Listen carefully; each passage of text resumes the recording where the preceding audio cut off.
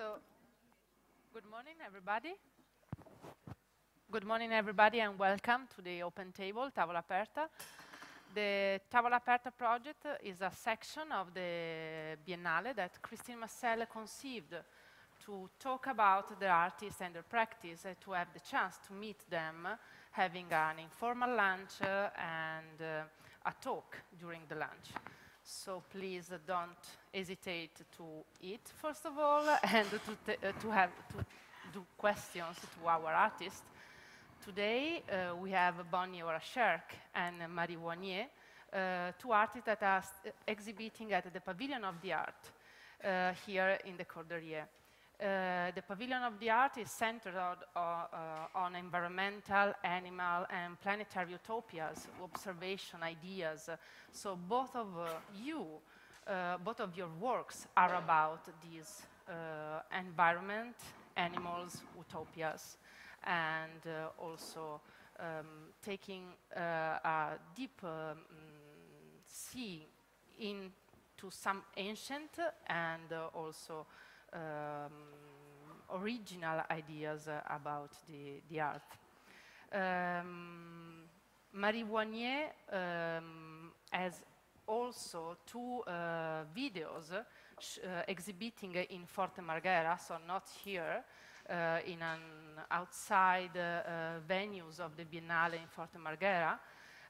So actually we have 3 videos of film of Marie Wanier and an art, I don't know, a piece for Bonnie Orasherk. So I would like to you to introduce the 2 pieces presented here, maybe to explain it better to our public today, and then let's see.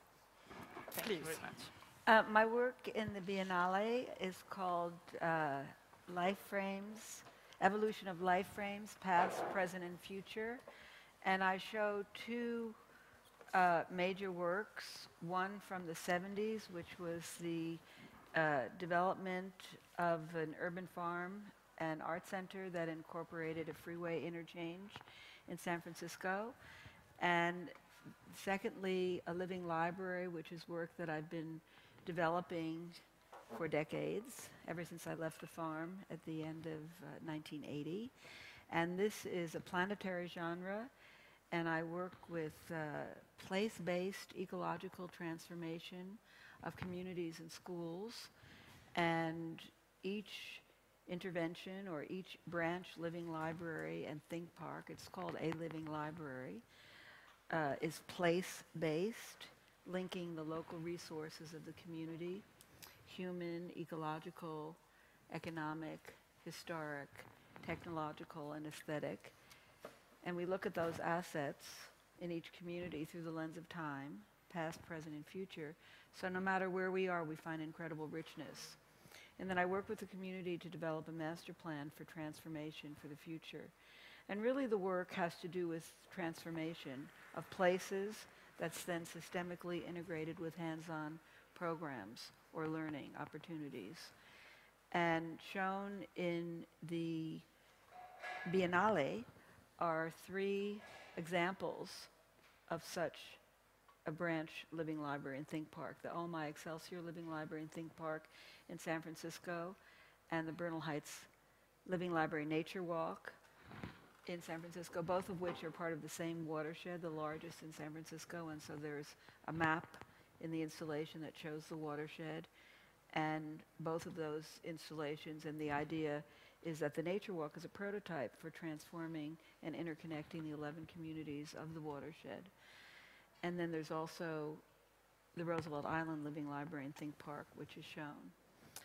And the big idea is to develop branch living library and think parks in different parts of the world, locally and globally, and then to link them through green-powered digital gateways, which are multifunctional or multifunctional sculptures that allow for either bringing water forth from the earth as it may be needed, or showcasing local resources of communities through multimedia archives, and also allowing for live interactive broadcast between places. So that's just an overview. Thank you.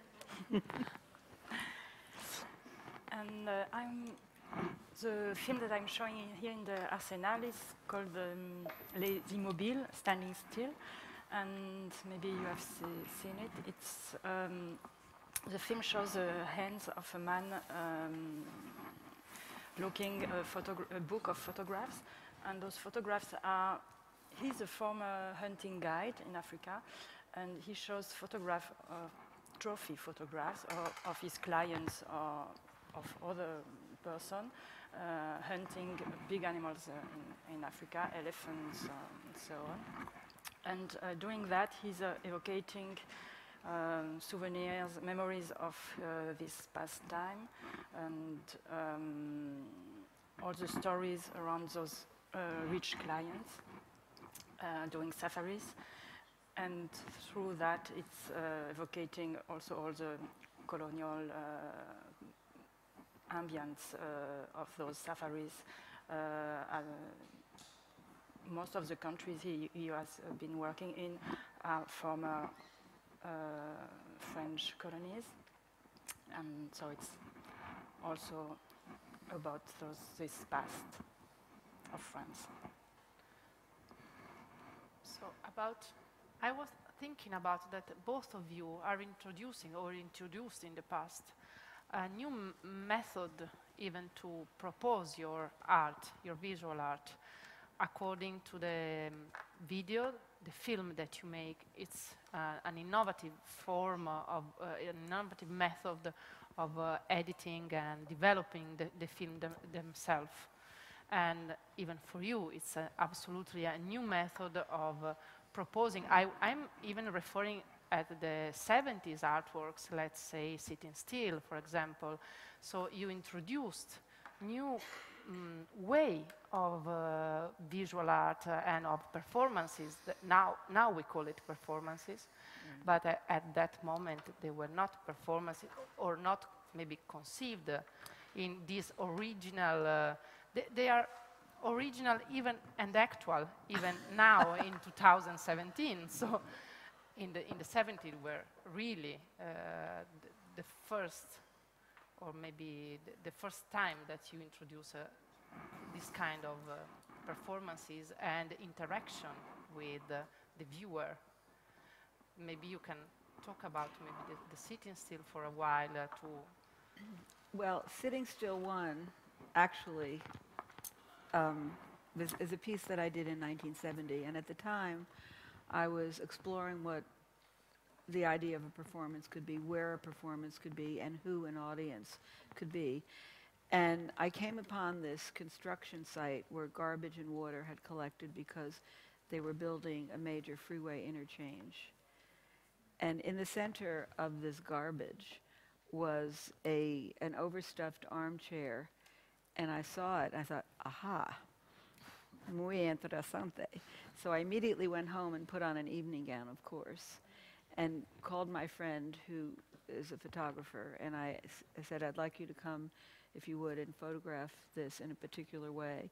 So, and then I waded into the water and sat in this chair, and I faced the quote-unquote audience, which were the people in the cars moving slowly because of the construction. And I thought of that at the time as simply demonstrating how a seated human figure could transform the environment. Very simple. And I went on to do a series of pieces in different environments. What I didn't know, however, is really what's important here, is that I was facing my future. I was facing what would become the farm, literally. I was facing the northern frame of the Islayas Creek watershed, which I spoke of a moment ago. And I was facing the construction of this freeway interchange that I'm now proposing to become the Northern Gateway Community Park of the watershed. And I was sitting in water from the Islayas Creek. Had no clue. So to me, this is the power of art, the power of water, and I call it my watershed piece also. Yeah. But just to refer back to what you were saying, I thought of that early work as environmental performance sculpture. Creating a place, creating performance in the place, and systemically integrating them so that what resulted was a whole experience. So the attention, even for the landscape and then the environmental, it's one of the main theme of another video that Mary Bonnier exhibited in the Biennale, because I was thinking about hinterland, and if you can introduce the video, I think it's amazing. Even the way that you propose this film about the tropical water park in Germany. Yes, Hinterland is a film about tropical park in Germany, in former East Germany, and it's a very interesting place because it's a former air base for the Red Army after World War II. The Red Army stayed there and built like kind of village. There were more than 20,000 military there, and it was a base. And after 92, they left, and the same place was bought by a society who wanted to make transport with a Zeppelin transport, and for that they built a huge self-supported hull, and they began to build this beautiful Zeppelin, and this quite a utopian project bankrupted, and then this tropical park settled itself there.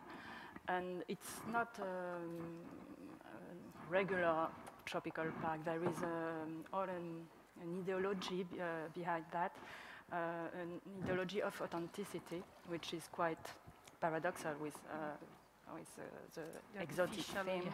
And so they insist, this tropical island, they insist upon the authenticity of every plant, of every piece of construction that they have get in Bali and transported back to Germany, and even the Balinese worker came. So there is this authenticity ideology, and beside that, they deported all the workers, all the Brazilian dancers, and that came to participate in this enterprise, and who wanted to stay in Germany.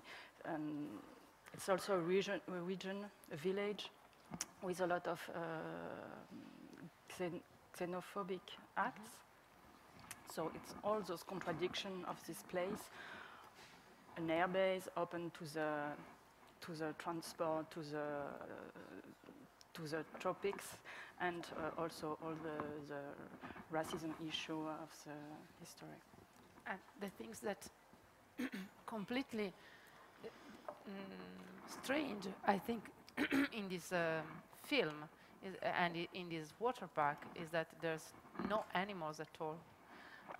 So and even the designer, let's say designer owner, he's very proud about saying there's no malaria, no all the fear that you can have in the tropic island. Yeah, it's an authentic tropic without bothering. Without disease, So without the disease, without the animals, snakes, and so on.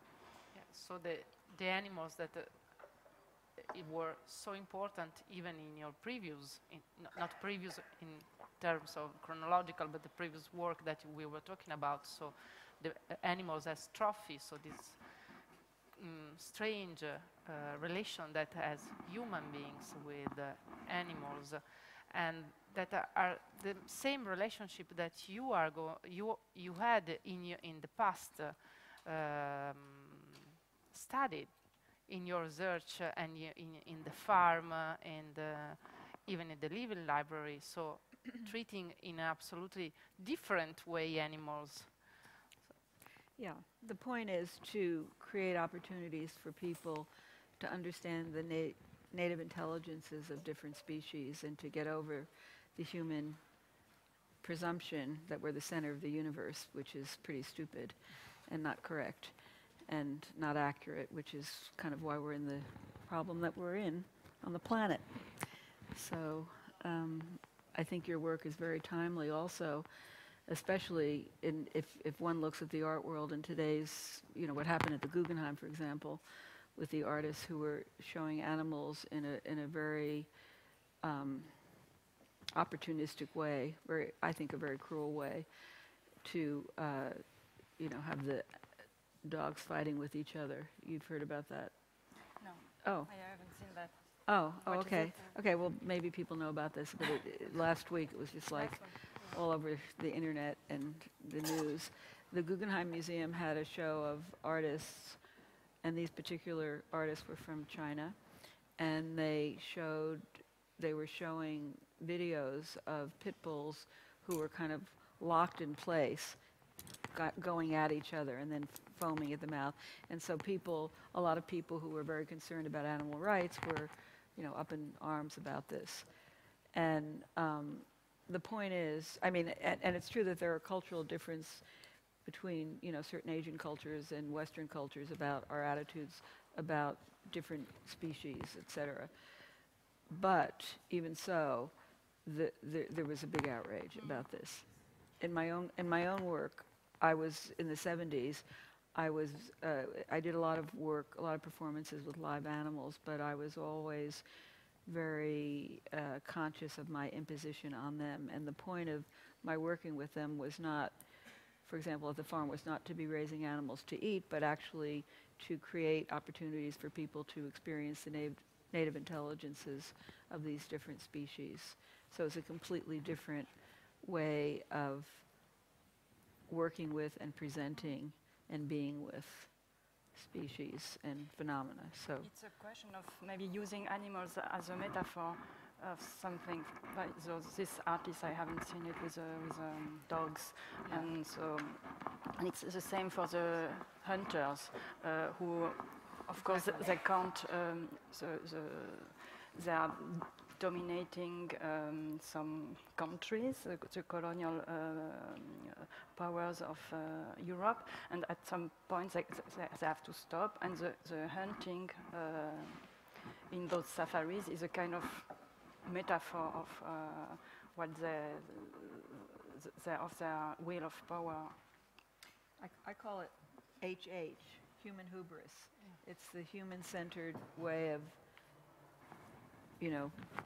pretending or thinking that we're in domination. And it's really a false reasoning, and it's getting us into a lot of trouble at a planetary level. So we're in a big predicament. We got to get over ourselves and really begin to become more sensitive to other species and balances in nature. Otherwise, we're going to kill ourselves and everybody else and everything else around us. We're headed that way, so we got to reverse it. Time to change. Everybody. Thinking about the fact of using animals as metaphor, even in the third video, the film that you are exhibiting, the Les Bruits du Canon, is about animals and talking about them as metaphor, because you think that the people inhabiting Brittany is talking about other invaders, but they are sterlings. So shall you talk about a little? Yeah, quickly. It's a film where I'm in Brittany, where every year there are millions of sterlings coming and devastating all the fields, eating the plants and shitting all over. And it's a huge problem, of course, for the peasants there. And at some point they speak about all those birds in terrible ways, and they're searching all the possible ways to exterminate them. And it's a question of war, but that's why the title is Cannon Blast, and it's a kind of vain war between the film is about this war between starlings and humans. Yes, and you maybe think that they are immigrants. Yes, or and they are speaking Yeah. about the birds, like they come, they take everything of us, and at some point when you forget the word bird, it's very it's a language of war, and it's an invasion, and it makes think of course of other kind of conversation about all kinds of human invaders. If somebody wants to do some question, don't hesitate. Yes, even because it's a place where, even in the past, it's related to the war, to the Second World War. So it's even places where the invasion, all the northern part of France are involved. So it's strange, all this. I think in this film everyone sees Yeah. something else in Yeah. the because they don't say it's bird, so everyone imagine he's kind of invader, and I had a lot of different interpretation. I would. Is it on now? Is it on? Should be. Okay. So Maybe just try to take I it. think it's okay. Just Yeah, I think it's Good, good. working. okay. It is actually regarding both of your Yeah. works, because I find it fascinating that what you're doing is like, we all know the World Wide Web, but you are making it physical, and you're making it social and interactive in a totally different way. And the way that you relate to, for instance, what you were mentioning about invasion. Well, there were the squirrels in the old time in England, the white squirrels that killed all the red squirrels. There were the rabbits that killed whatever animals, or other way around in Australia. And what we have to realize is, like what you're working with, that this is one Earth, and we are all going to be in each other's countries. We are all going to live together. We have to. Exactly. And we have to also realize that we have to share.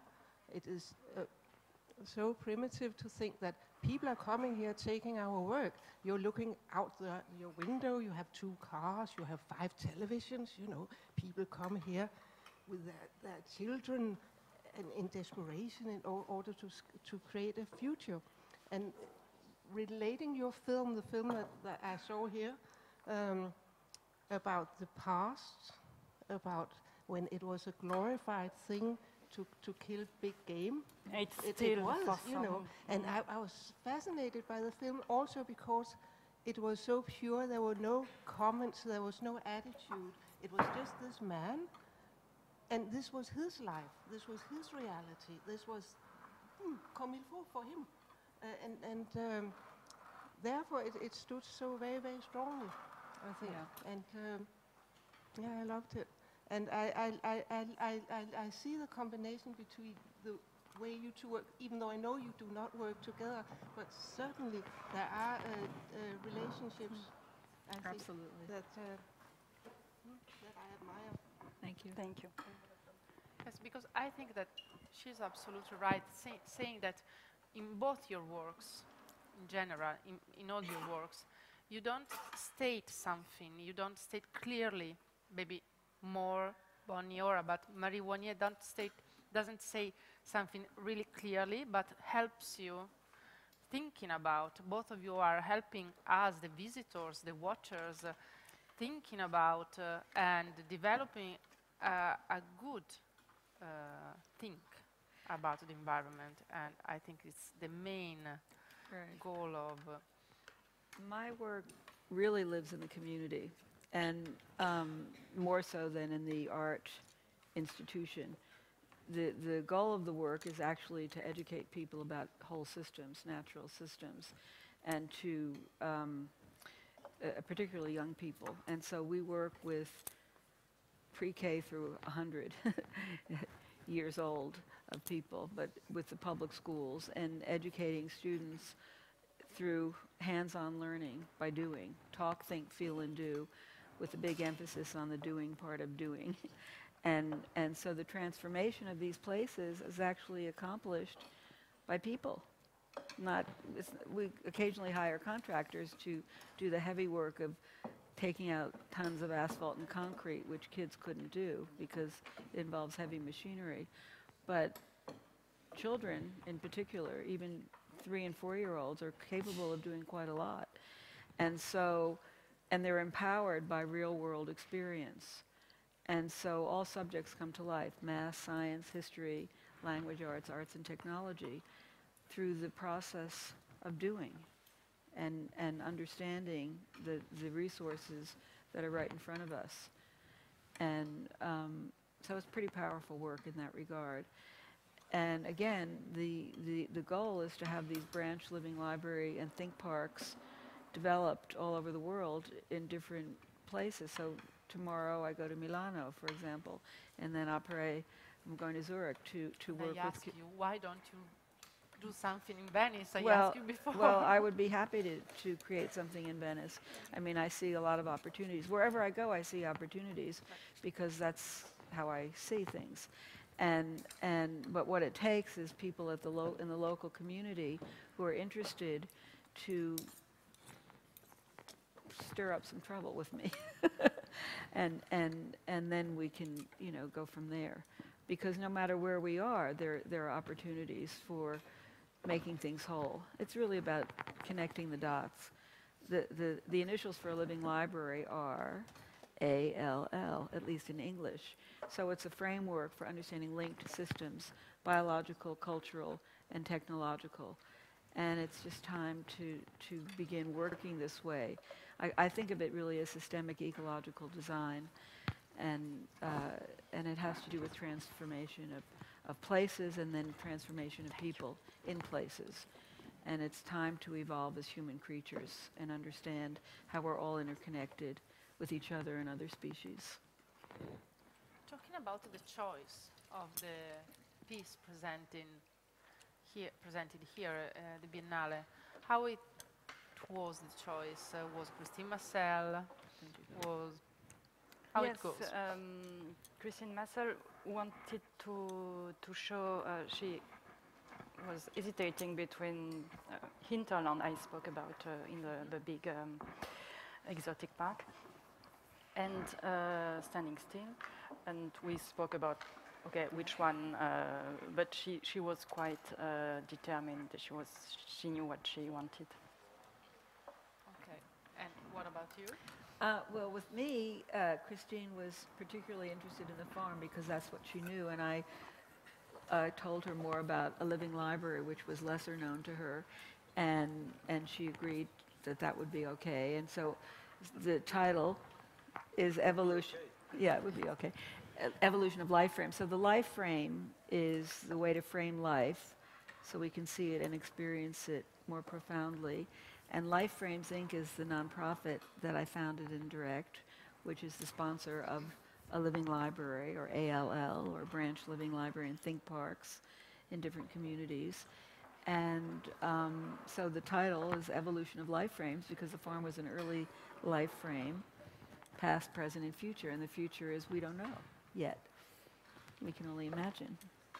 We can only project going in that direction. Bonnie, I guess I'm thinking about your work and I'm wondering how it's changed over the years, because I just remember concern for the environment in the 60s it seemed like fleeting. It seems like people were aware of the environment, but it didn't catch on like it has today. So you must be feeling great success with engagement from the rest of the community as well. Well, success is, I think, if you look at the planet, I mean, we're in terrible shape, so I wouldn't call that successful. But because we're in such bad shape at a planetary level, I think it's forced people to become more ecological. So that's a good thing. That's the good news. The bad news is that, we really need to get our act together. And it's not just the Americans or the French or the Germans. It's we're in this together. The planet is like this teeny weeny place, and let's think about the bigger universe, which is quite vast. And so in this bigger place where we are, we're in this, you know, human beings really need to get over their HH and become more conscious. And I feel that as human creatures, we're sort of pre-adolescent in our abilities, that we've really not fully realized our capabilities at all. And so that's what I'm interested in is you know, expanded consciousness and becoming, you know, I'm looking forward to the day when, as a biological adaptation, for example, we'll be able to teleport ourselves. So that, I mean, yesterday, I guess whenever it was, Thursday night, I left San Francisco and flew to Zurich, and then Zurich to here, and I got here last night. So, and today's Saturday, for example. You know, it could be much faster. But we don't need to use fossil fuels to do that if we learn how to, if we evolve toward adaptation biologically. I'm not talking about mechanical means. So this is something to think about and look forward to and evolve toward. And wait till we have a living library in space. We're going to, by the way. Absolutely. I have to live a long time. I have a lot to do.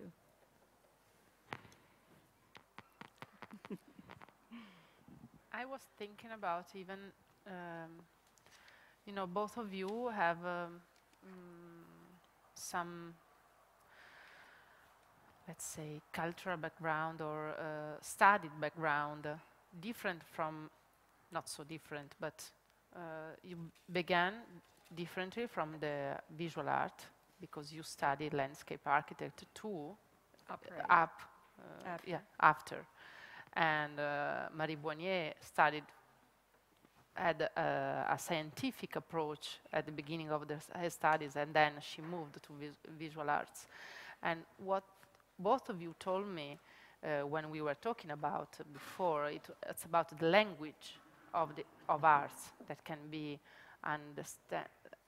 understood by lots of people. And regarding even all the people coming to the Biennale this year, and we were talking about, because you told me, but there's a lot of people like the opening today, and it's true.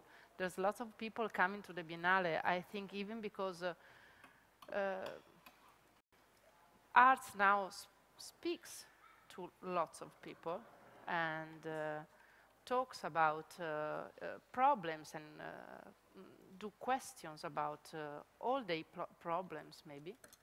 And so it's one of the theme of the Biennale, one of the reasons that we are here, right, talking about arts, about our all-day life that can be, I don't say solved, but maybe helped by art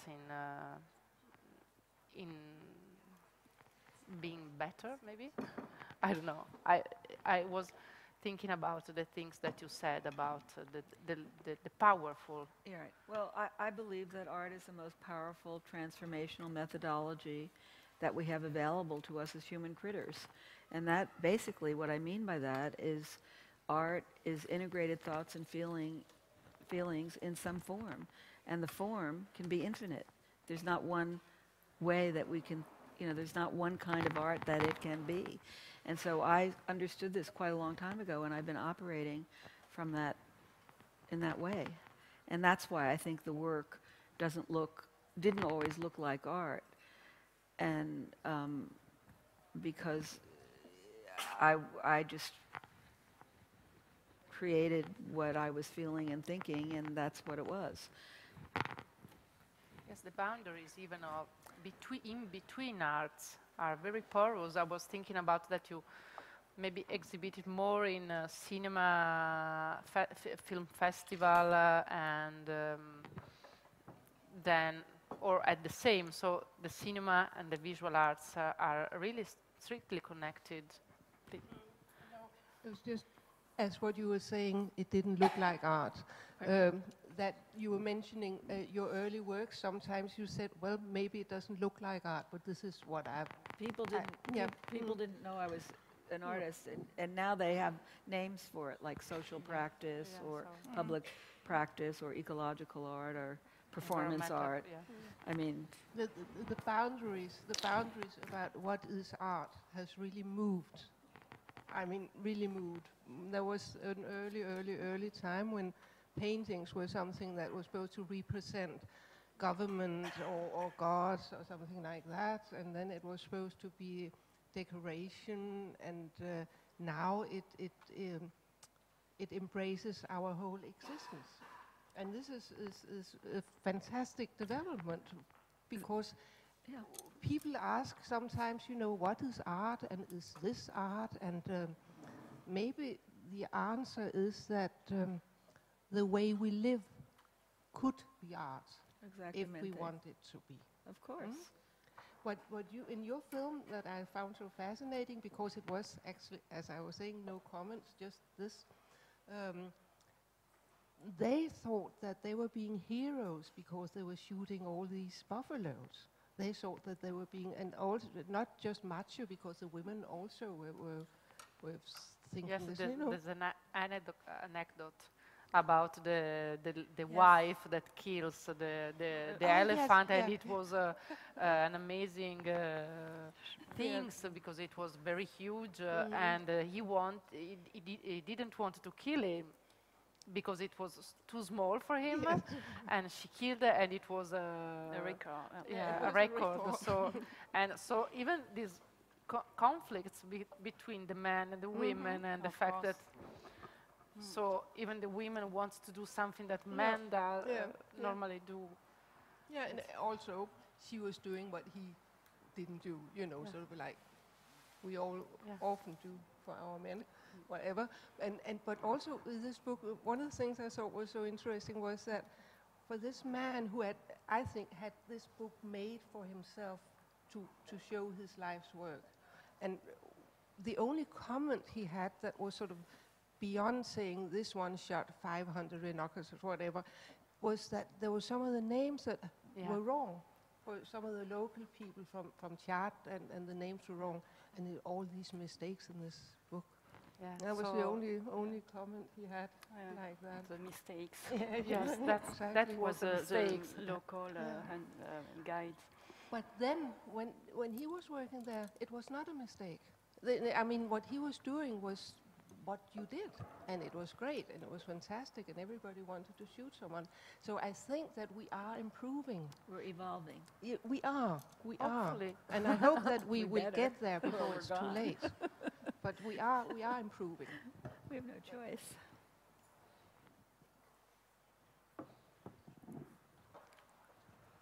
Yes, of course, it should work. I would like to ask you, Bonnie, regarding the documentation of your work. How do you go about, and how do you feel about it even during your practice? I take lots of pictures all the time because it's all process. Everything is process. It's changing every minute, and so much is going on. So, and also, and kids take pictures. Other people take pictures and process, because eventually, I mean, I see this work as being, it's evolutionary. And I'm envisioning these multimedia digital archives that show process and resources. And so we want to hold on to it. I mean, for example, last week, in the past few weeks, I've been working behind a middle school in San Francisco and taking out tons of asphalt and concrete. So what was a rear schoolyard that looked basically like a prison yard, 2 months ago, I mean, really, no longer looks that way, because now we've created these incredible California native learning zones that are filled with plants, trees, and understory plants, and it's colorful, and now life is coming to this formerly desolate place. So without seeing that before, without knowing that, you would have no clue of the transformation. So documentation is very important to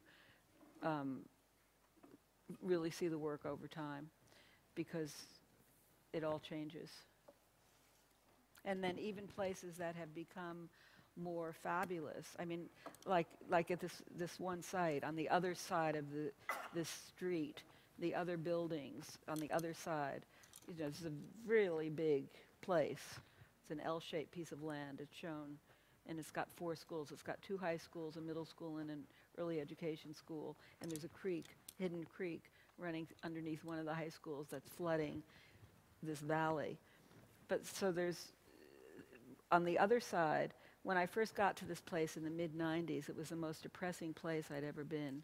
Typical factory model schools, really devoid of life, very sterile, barren places. And now, it's not that way at all. So if you know, it's like creating a new normal, but if you don't know what happened before, you just assume that it's always been like that. Not true. So this work happens over time, and if you don't document it, if you don't pay attention, you miss part of the idea of what has been going on. You both have very big projects. What have been your biggest challenges, and how did you overcome them? Well, I swim a lot because I find that it's important to swim around the challenges. And the biggest challenges are usually the adults who don't get it or who don't think it's a good idea.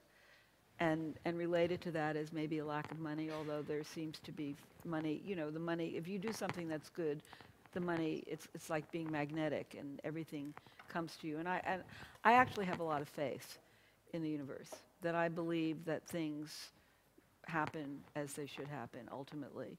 And that, so I don't get really hung up in a lot of the details, and I don't take it personally, which is really important because it's not about me. You know, the situation, you know, and sometimes, you know, there needs to be improvement. And but I would say that the biggest challenges are people who, you know, just don't have the vision and the imagination to embrace. I remember when I started with this L-shaped piece of land, and I was trying to get funds. Like the principal of the middle school in the mid-90s said, "We've heard about a living library, come and start one here." I said, "Great." So it took us a while to get funding to develop a master plan because it takes funding. You can't just do it without money.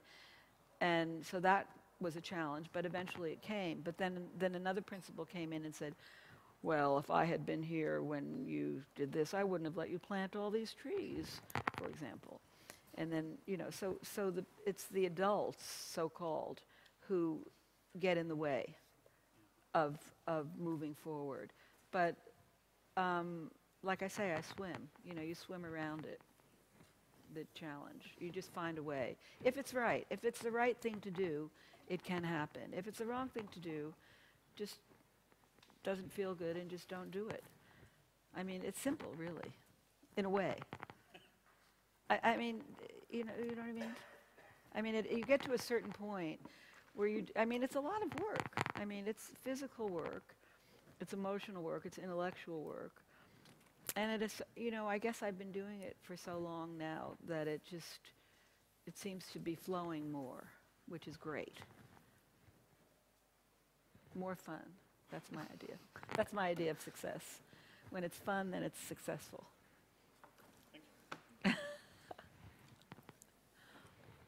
Marie, how? Yes. Yeah. And for this film in particular, I think it's the only film I did where I really kind of hated my protagonist, the person I was filming. It never happened to me.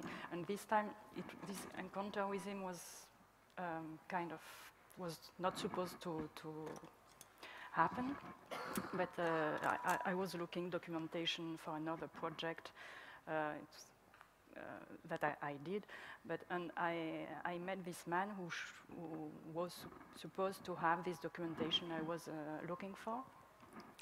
And the plan was to meet him 2 days for this documentation work, and I really early noticed that he didn't have the document that I wanted, and that he was a awful racist person. And so I wanted to go home, but at some point he opened this book and showed this to me, and I was disgusted and attracted by this disgustment. I don't know what it is. And so I stayed to film that, and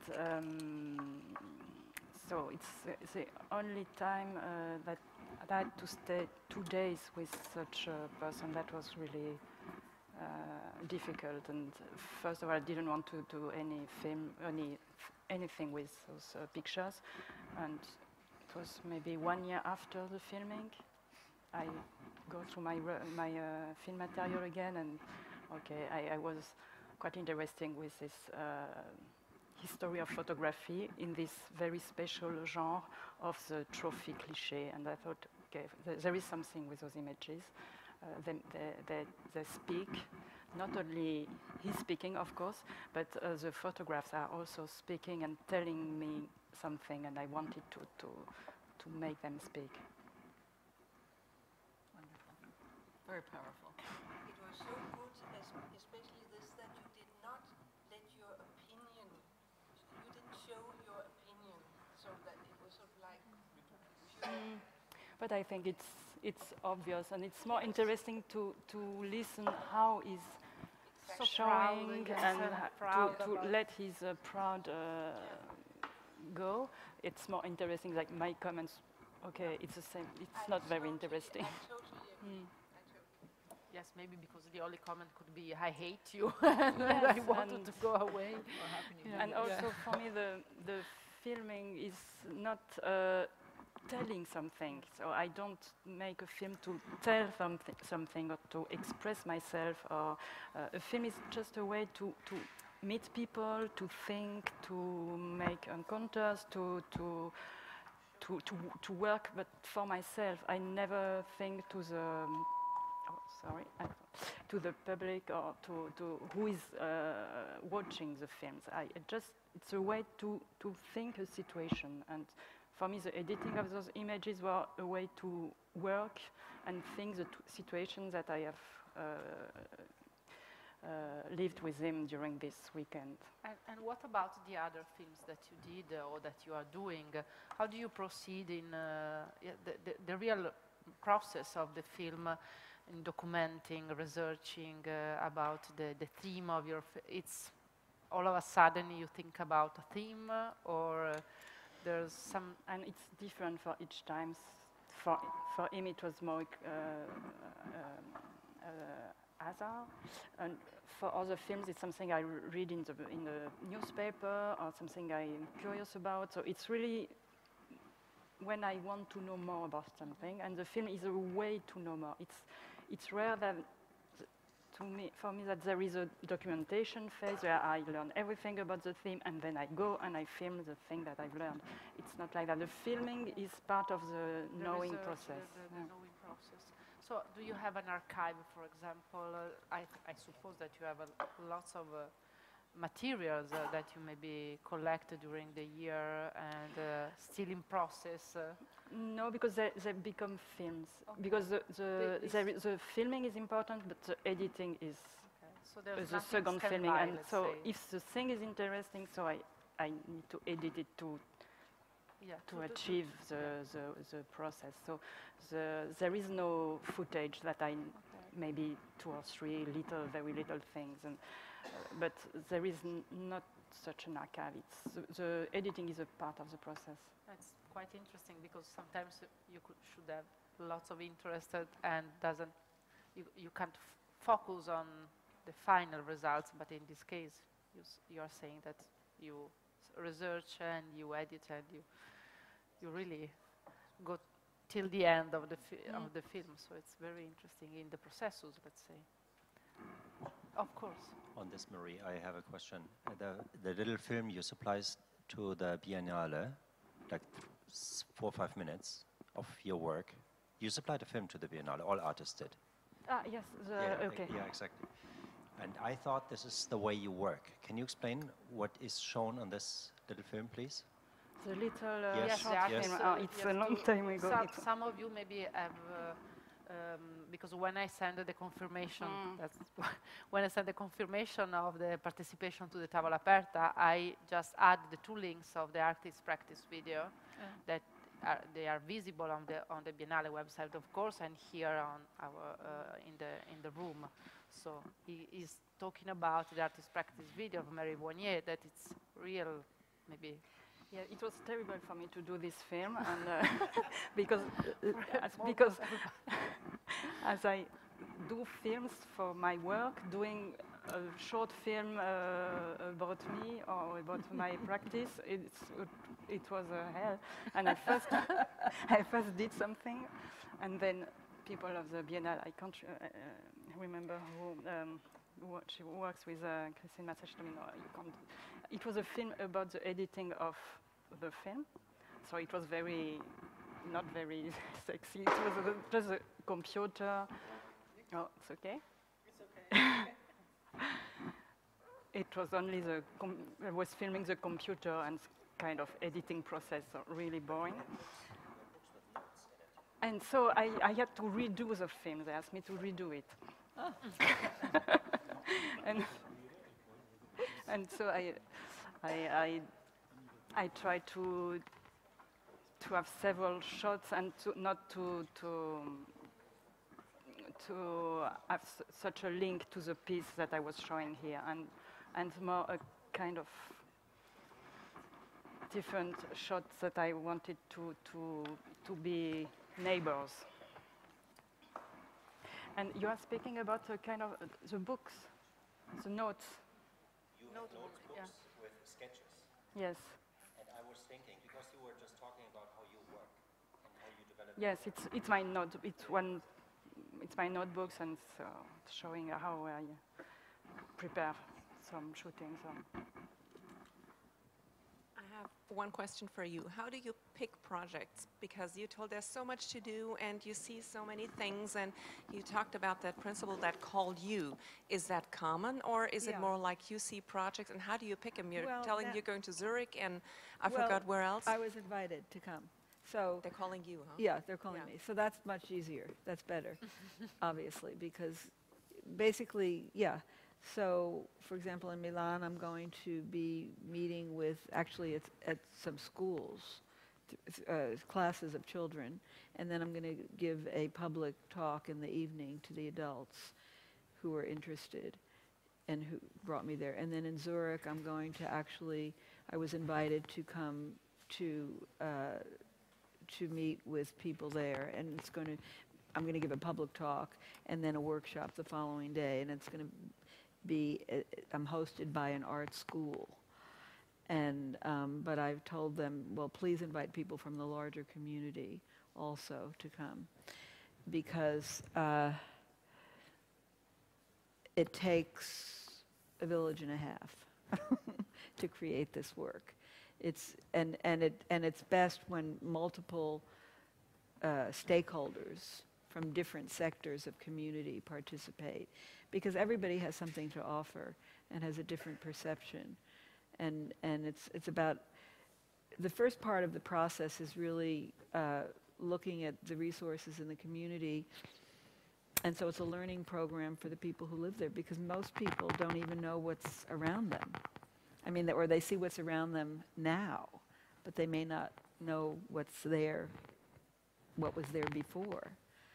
So it's very interesting. And then from that process, then we uncover, we create a plan for the future that's relevant, the 3 R's, relevance, relevance, relevance. And so that's how it happens. But anything could happen. I mean, I could also see something and then pursue it. For example, when I was here at the Biennale in May for getting ready, making the installation, getting ready, the first place I stayed was St. Helena, and I had a lot of ideas just by being there of how to do this work in that community that would be relevant for that community. And so we just mentioned that. We talked about this 45 minutes ago. About Forte Marghera, that it's quite an interesting place.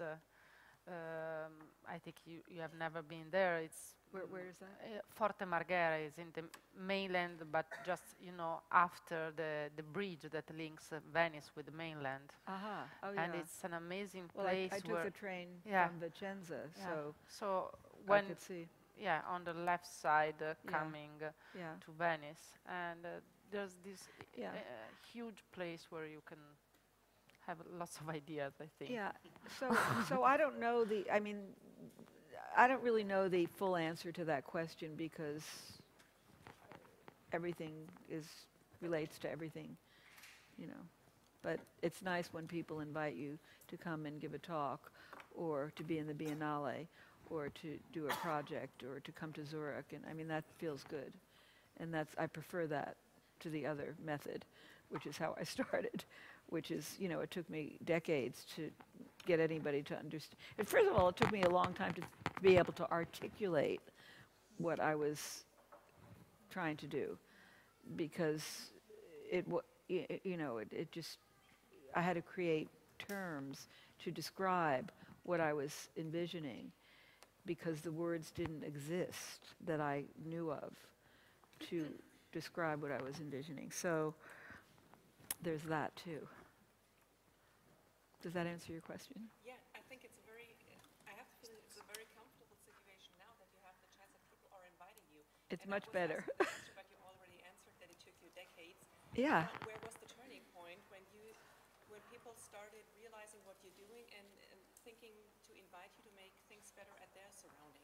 Well, it started to change probably in the mid-90s when I started, the first living library in Think Park, actually, I had the epiphany in 1981 in New York City in Bryant Park, which at that time was called Needle Park, next to the main research branch of the New York Public Library at 42nd and Fifth Avenue. That was like when I started a living library.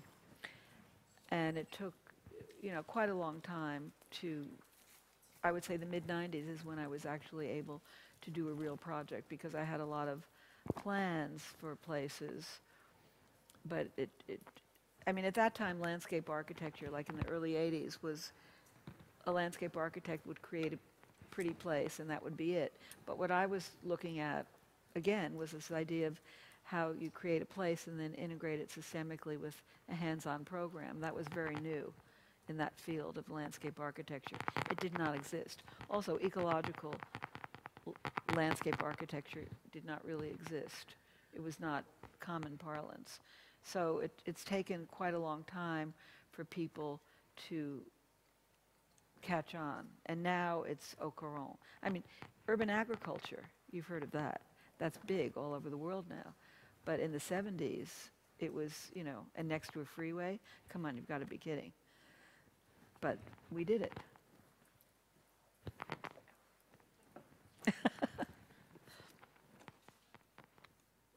Any more questions? Did you have any doubts to be on the right way if it took so a long time to find your termini, to find your words? You did both. You did your work, and you were the person who talked about your work. It's double work.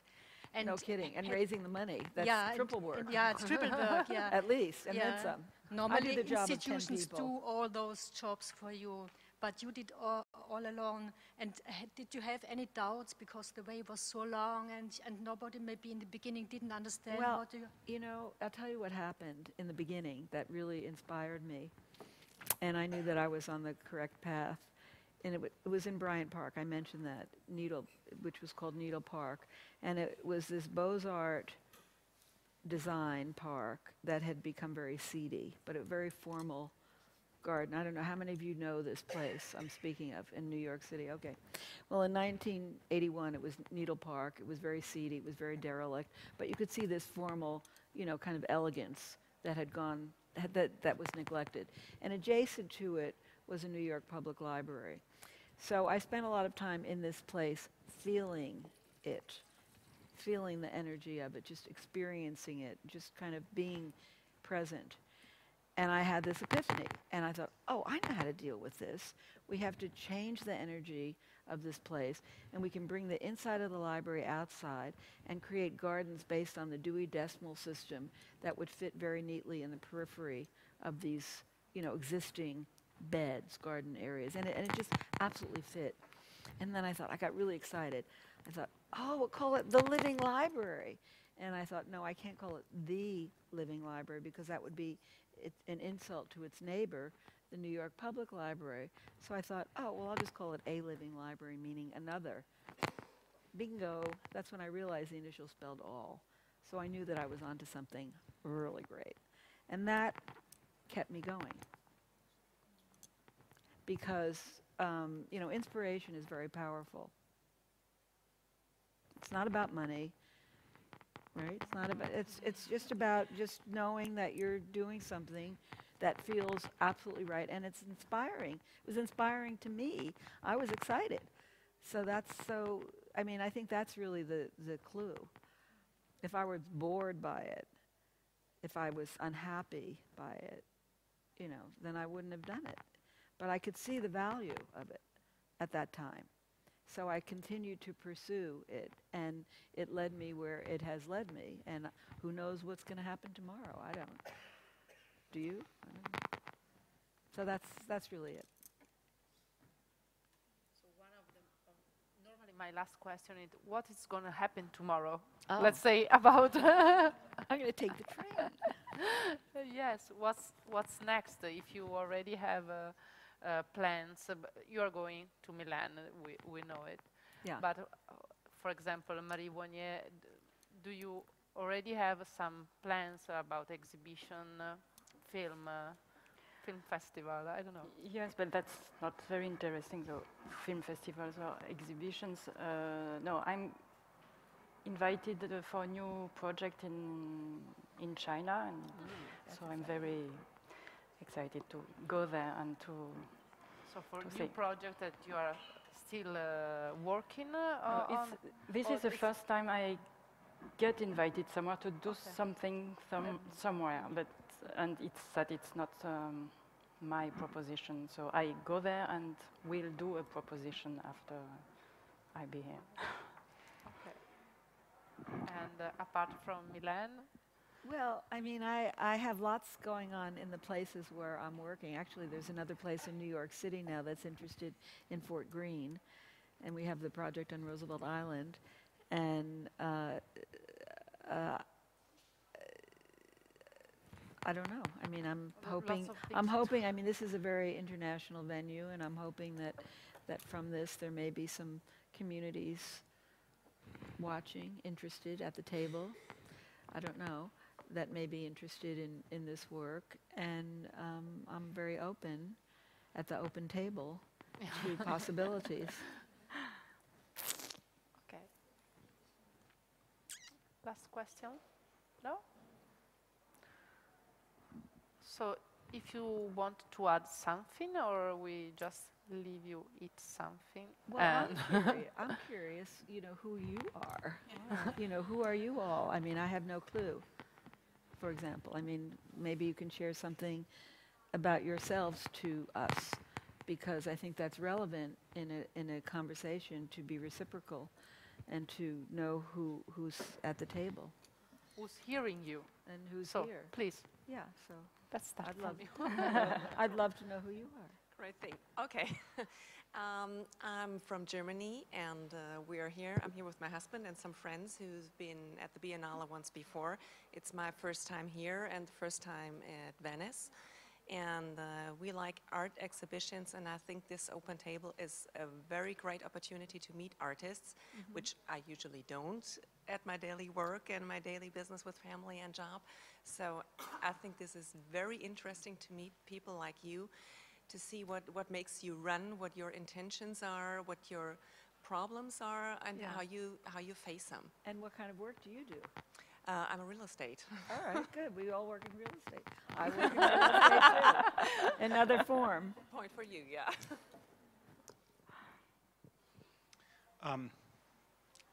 Close to Frankfurt area. I'm doing software sales. And the most surprising topic today for me were the blurred lines between life development and art. I would never have expected to see, realize, feel, discuss this kind of topic today. So thank you very much. Great inspiration for me. Thank you. Yeah, same, near Frankfurt, and I work in the bookstore, and yeah, I'm very interested in art, and I'm doing myself a little bit, and so Great. I'm very happy to be here, and yeah, and to have the opportunity to listen to you and to your work. So I'm working for Lufthansa, the airline, Good. and I am here. I'm feeling privileged to be at the Biennale, and I'm still trying to figure out what art actually is. Oh, good. So are we. I'm Juan from Spain. I'm not working right now. It's my first art exposition in my life. And I found really interesting your work because you are trying to connect people with their roots, with nature, also preparing themselves for future. I wanted to ask you if you feel that like an inspiration for this Detroit movement, FARC movement.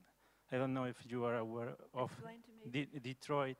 Detroit in the United States? Yes, after the crisis, Oh, yeah, there is a big movement of city farms. Or I don't know if you consider it like an influence for these people, or if I would you are. love to do some work in Detroit. Okay. Is that what you're asking? Yes. Oh, it'd be fabulous. Are you listening, Detroit? Invite me. I am Claudia. I am a PhD student, and I like so much contemporary art, and this is the reason why I asked to participate to this open table. And I'm very grateful with you because of because you share your experience, how your art start. So thank you. What is your PhD in? In mechanical engineering. Excellent. Important. Well, all of the. I work with mechanical Yeah, engineers. I I mean, study all. materials. Absolutely. Very different. No, but you see, in order for me, I just speak for myself. In order to do the work that I do, all of the resources, all of the different kinds of skills that people have are valuable. Yeah. This is a resource. You are a resource. Share Absolutely. experience, yeah. So that's good. And so I, personally, I'm interested in what other people are doing and what they bring to the table, so to speak. And here we are at the table. Yeah. I studied mechanical engineering. Fabulous. Well, hi. I'm here with them, and Hi, Dan. and some of the girls down there, and Hi, girls. the girl down there too. We study in Rome at the Rome University of Fine Arts, so we are art students.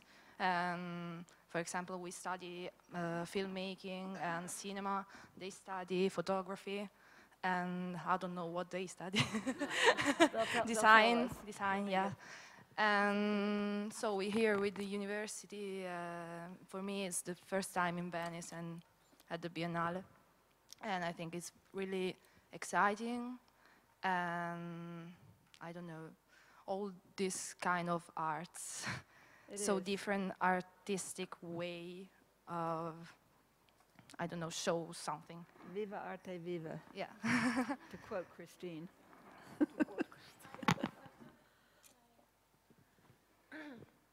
So, which is the best advice you would give to young artists? Get in touch with your inspiration and your heart and mind. Marie? I don't know how is it in English. Exigence? L'exigence? Urgency. L'exigence? The needs. No, it's Essence? Essence? Essence? Oh, Qu'est-ce que being en français? self-demanding? No, no. Persevering? Yeah, not that. Persevering? Use some more words. L'exigence. So when you being also hard with yourself and go to not be satisfying with the first thing. Well, okay. self-demanding. Something like that. Yes, self-demanding. Yes. So, hi, my name is Dimitra. I come from Athens, Greece. We came together to Venice, and I'm an art historian, so I work either as a curatorial assistant or art mediator. Hi, I'm Yannis. It's my second time in the Biennale. It's fantastic. I just wanted to say that I work in something that has some small relevance with what you do. We create software for sustainable small livestock farms. Ah, yeah. Bravo. Yeah, and we have had some strong experiences in the past years doing that, and I recognize some of those experiences in what I read and saw in your work. Yeah. Thanks. And I was also very impressed and captivated by Marie Vonnier's video. I wanted to say that. Thank you.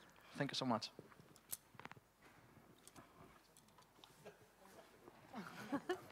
I speak for myself and my husband. That's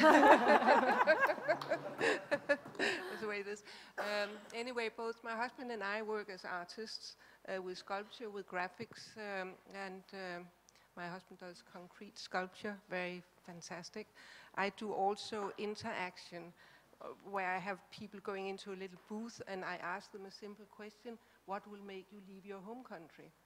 And in order to in a very neutral, I'm trying to do as you do. I don't try to comment it. I just ask the bland question, and people ask me everything, or answer if there's no more ice cream, to if there's war, or if my family is killed. You know, so it's very open, and I like it. And this is what my husband and I do. And then we go to the Biennale. It's the seventh time we've been here. Wow. And this year we went here in May, and we came back this time because 1 week is not enough. That's 2 great. weeks is Wow. not enough. But anyway, there's a limit.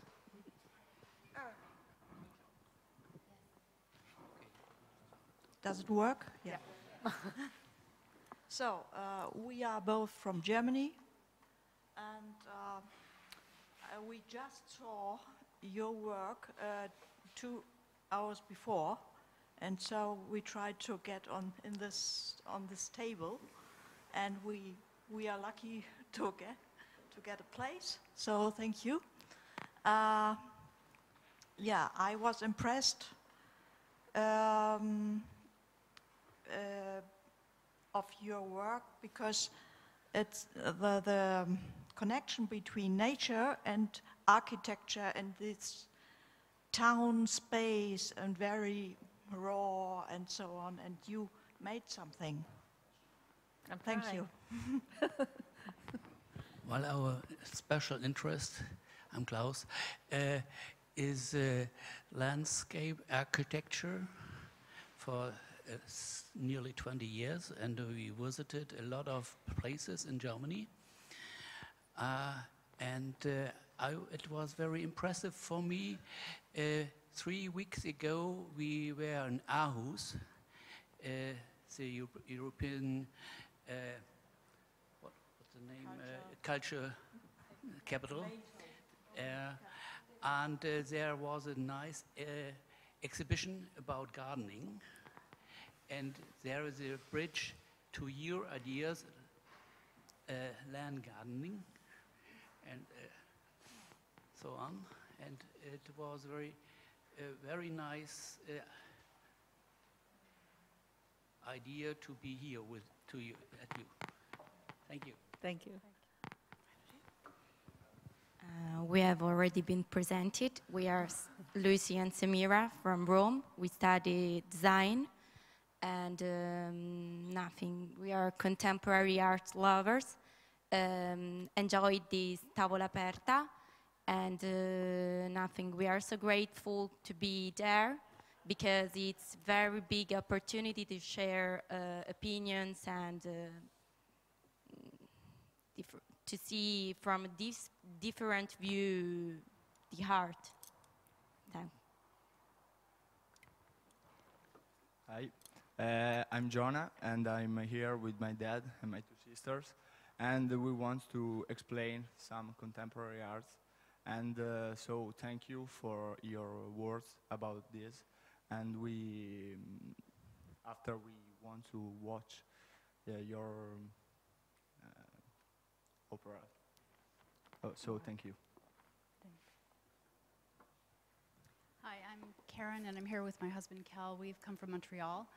I am an artist, feminist, and environmentalist, and we were also, besides that, we also work on a art project that supports local mid-career and emerging artists in Montreal. And it's interesting, perhaps, because it's based on a CSA, which is community-supported agriculture, but we've switched out the A from agriculture to art, so it's something to support new artists. Also from Montreal, I'm an industrial designer, which is almost a mechanical engineer, not quite. But my greatest achievement in life is marrying Karen. So.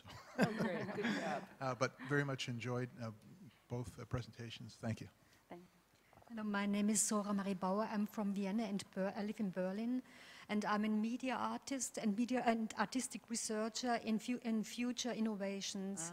And I know what you told, to find a termini to talk about things you do.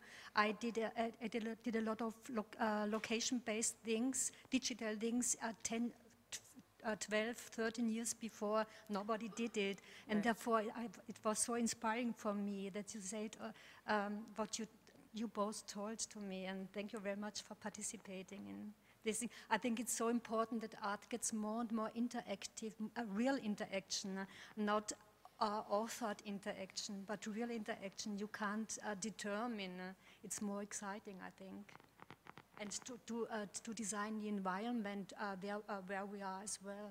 Mm-hmm. Thank you very much. Thank you very much to all of you. Thank you. Thank you. Thank you very much. Good.